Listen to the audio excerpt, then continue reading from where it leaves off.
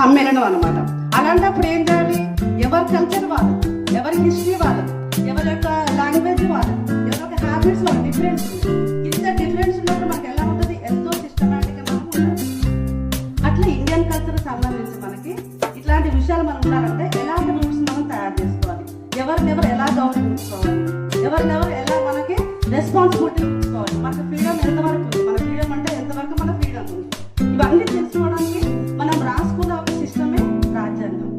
అట్లా దీనికోసం అంబేద్కర్ గారు ఎంత శ్రమించారంటే తన జీవితాన్ని త్యాగం చేసి మన భారతదేశం కోసం, భారతదేశంలో ఉన్న భవిష్యత్తు కోసం, భారతదేశం యొక్క డెవలప్మెంట్ కోసం ఎంతో కష్టపడి తన జీవితాన్ని త్యాగం చేసి ఈ రాజ్యాంగం రచించాల్సి వచ్చింది. ఎలా రచించారు ఈ రాజ్యాంగం అంటే? ఈ రాజ్యాంగం రచించాలని అర్థం ఏంటి? ఒక దేశం గురించి మొత్తం ఇట్లా ఫ్యూచర్ మొత్తం రాయాలంటే మనకి ఎంత నాలెడ్జ్ ఉందో ఖచ్చితంగా రావచ్చు.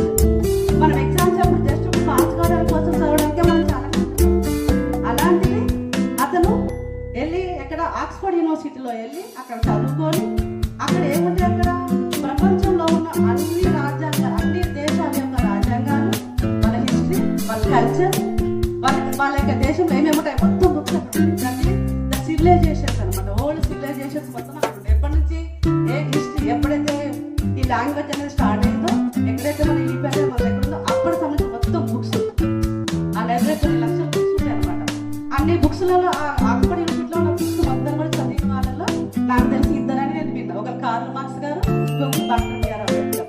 వీళ్ళిద్దరే ఆ లైబ్రరీలో ఉన్న బుక్స్ మొత్తం చదివారు. అంటే బుక్స్ మొత్తం అందరికీ ప్రపంచంలో ఉన్న అందరి యొక్క దేశాల గురించి వాళ్ళు చదువుకోగలిగారు. అంటే వాళ్ళకున్న ఇంట్రెస్ట్ తోటి, వాళ్ళకున్న అవసరాలతోటి వాళ్ళు చదువుకోవాలని చదివి దాని ప్రకారం వాళ్ళు ఫాలో అయ్యి ఏ కల్చర్లో మనకి మన దేశానికి రాలేదు అంబేద్కర్ అన్ని సివిలైజేషన్ చదివిన తర్వాత ఏ కల్చర్ మన దేశానికి సరిపోతుంది, ఏ డ్యూటీస్ మనకు సరిపోతుంది, ఏ ఫండమెంటల్స్ మన దేశానికి సరిపోతుంది, ఇట్లా అన్ని కనుక్కొని తెలుసుకొని వాటి ద్వారా మొత్తం కొన్ని ఫైనల్ పాయింట్స్ తయారు చేసుకొని మన భారతదేశంలో అందరికి సరిపోయే విధంగా, అందరికి ఈక్వాలిటీగా, అందరికి మన దేశం గౌరవించేలాగా, మన దేశం యొక్క సంస్కృతిని పెంపొందించేలాగా ఏవైతే ఉంటే అవన్నీ పాయింట్స్ తీసుకొని కొన్ని సంవత్సరాలు 2 years పైన కష్టపడి మనకి రాజ్యాంగాన్ని తయారు చేశారు.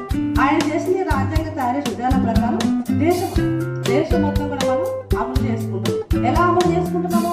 ఎవరి వల్ల ఎవరికి ప్రాబ్లమ్స్ రావద్దు, ఎవరు కూడా మన దేశానికి కించపడదు. మన సావనీతి అనేది మన దేశం గొప్పతనం, మన దేశం చాలా గొప్ప ప్రౌడ్గా మనకు ఫీల్ కావాలి, మన నేషన్లో మనకు చాలా గొప్ప ఫీల్ కావాలి.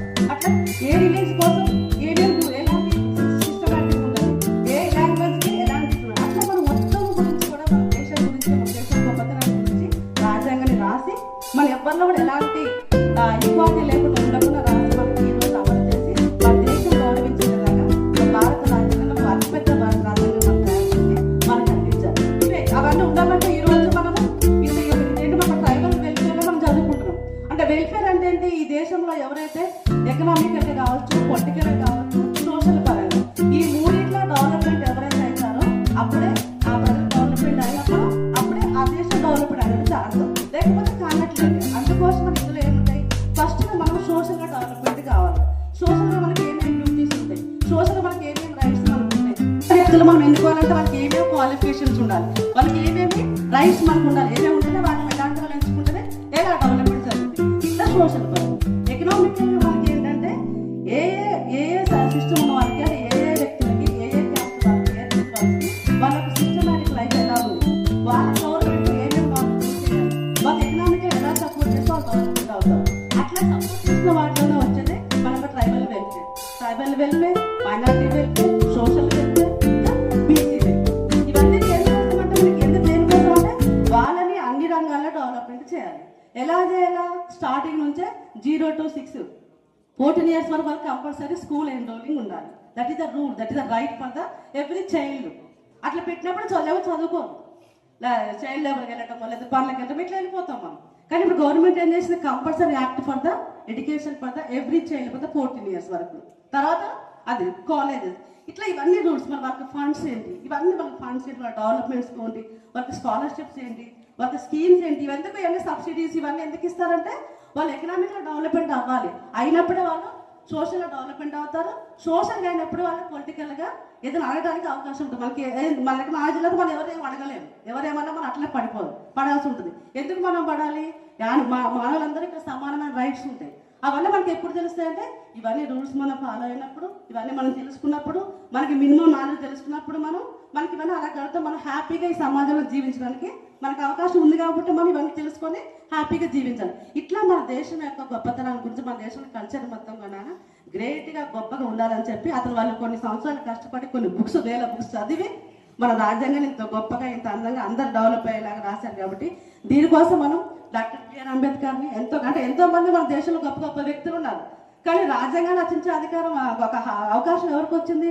డాక్టర్ బిఆర్ అంబేద్కర్ గారితో పాటు ఇంకా కొంతమందికి వచ్చింది. అంటే అంత నాలెడ్జ్ ఉన్నదంటే ఎంత కష్టపడతారు, ఎంత బుక్స్ చదివారు, ఎన్ని రోజులు తన జీవితాన్ని ఫుడ్ లేక ఉపవాసాలు పండుకున్న రోజులు కూడా ఉన్నాయి. ఇంకొక విషయం చెప్తాను.